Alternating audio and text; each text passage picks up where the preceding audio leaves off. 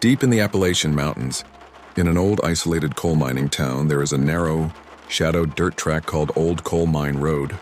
The locals, descendants of the miners who worked the seams for generations, always warned their children, do not take that road after sundown. The legend goes that back in 1930, a terrible cave-in trapped and buried the entire night shift, 12 men in all.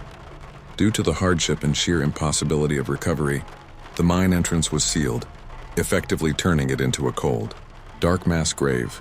Since that day, the road has been haunted. Then, a young man who recently moved to the mountains for conservation work wasn't one for ghost stories. One stormy night, the main road was blocked by a fallen tree. He decided to trust his old map and take the old coal mine road as a shortcut back to his cabin.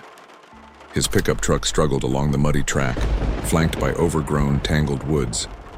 The air was damp, thick, and suffocatingly silent, broken only by the rain and the wipers. About halfway down the road, his headlights caught something odd in the middle of the track. He slammed on the brakes, his heart hammering in his chest. It was an old dusty miner's lamp, the kind with a filament bulb still covered in black coal dust. The unsettling part? The lamp was flickering weakly, as if it had just been turned back on. Ethan felt a chill crawl up his spine, but curiosity won over fear. He got out and picked it up. It was heavy and freezing cold. Just then, a thick white fog suddenly rolled up from the valley floor, swallowing the entire road. He was about to get back in the truck when he heard it, a call of his name, raspy and deep, sounding like it came from miles underground.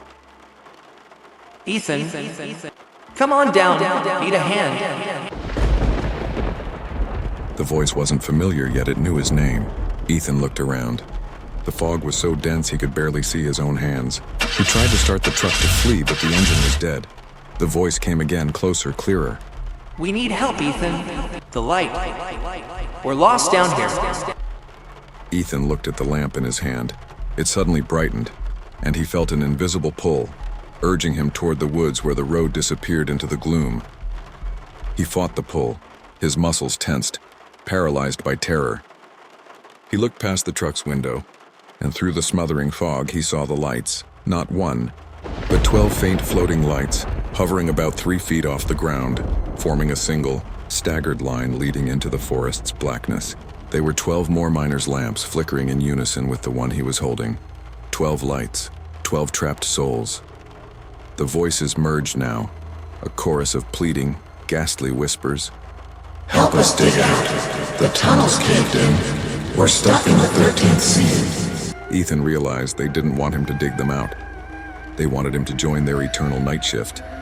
He threw the lamp away, and the 12 lights lunged forward, surrounding him, their glow engulfing him in an agonizing flash. Ethan woke up the next morning slumped over the steering wheel. The fog was gone.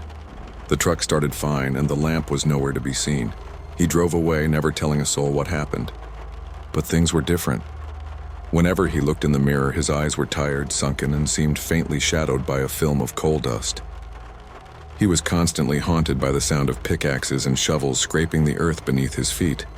And most importantly, late at night, the locals started hearing a new voice, raspy and deep, echoing from Old Coal Mine Road.